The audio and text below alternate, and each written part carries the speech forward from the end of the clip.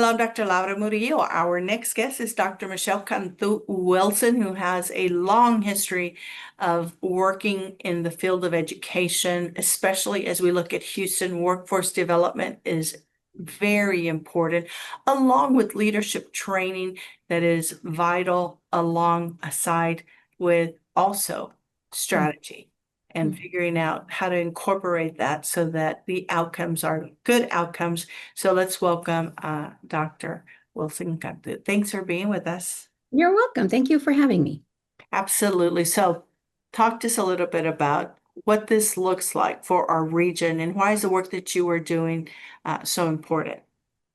Well, Houston is a vibrant place, and in Texas, there's nothing that we can't figure out when it comes to workforce and education. So, when I think about as a trustee at San Jacinto College, the future of workforce, I just want to remind everybody that the future of workforce requires experience and opportunity today.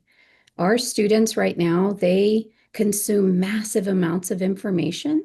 They are ready for the jobs of tomorrow, right? They're not the kids of yesterday who were, locked away from information. They have access to everything at their fingertips. And so what I get excited about is when I see industry partnering directly with education institutions and I see opportunity unlocking through apprenticeships and internships and so many of our Houston partners do that really well. So I think we lead the nation when it comes to opportunity and on-ramps to employment, on-ramps to economic mobility, and I would like to see more of that. So, with your experience at a community college, do you find that given the new world that we're living in, as you mentioned, where we have access to so much on our phones, and Mhm. the younger generation is certainly very tied into technology. Mhm. Those 2-year degrees, vocational training, 4-year training, we still need a mixture of all of it? Or what are you Yes. seeing in terms of a trend, if any, as it relates to workforce development? So what I see is kind of what I mentioned before, the on-ramp idea. So Jobs for the Future really captures this beautifully in their work, where they just talk about, for every generation, and we have the most diverse generational workplace than ever before. 5 generations in the workplace right now, from the greatest generation all the way to Gen Z.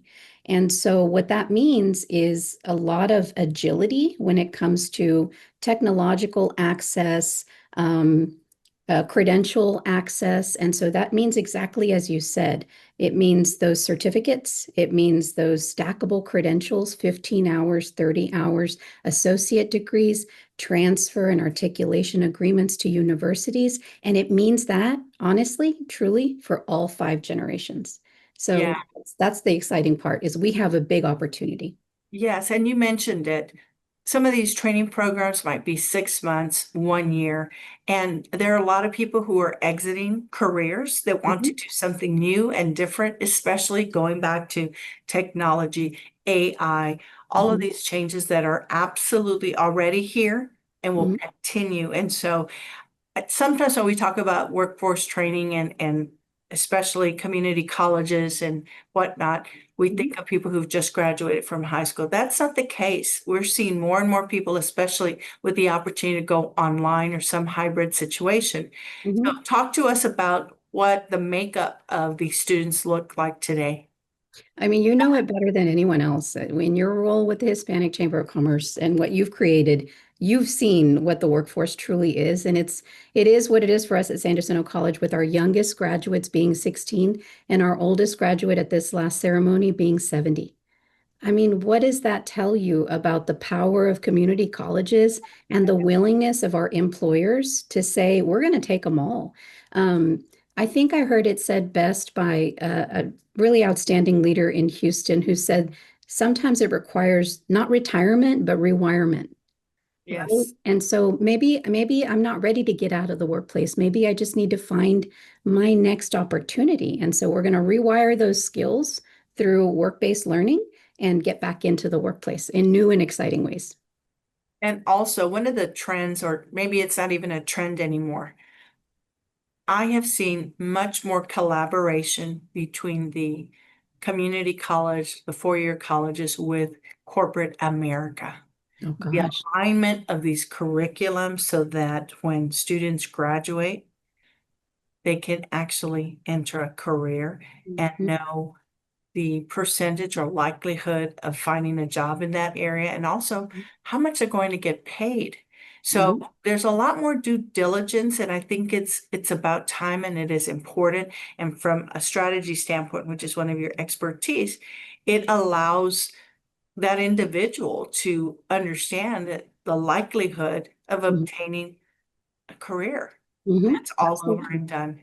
Yeah, absolutely. It makes me think about dual credit, right? We've talked about dual credit for a long, long time, and it's like a one-way direct flight to employment, right? But sometimes if employers are not ready, then they're going to be the people in the airport that cause the delay and make everybody mad, right? So I met the president of Amagi Bank not too long ago at an event through ALF, and he said that he has a program, it's an internship where they have their own mini university. That's the kind of thing that employers should be doing, is borrowing from what universities and community colleges and workforce boards are doing and saying, we're going to model the same way with student learning outcomes and KPIs and strategic visioning. And it's all possible. We are in Houston. We can do anything. Yes.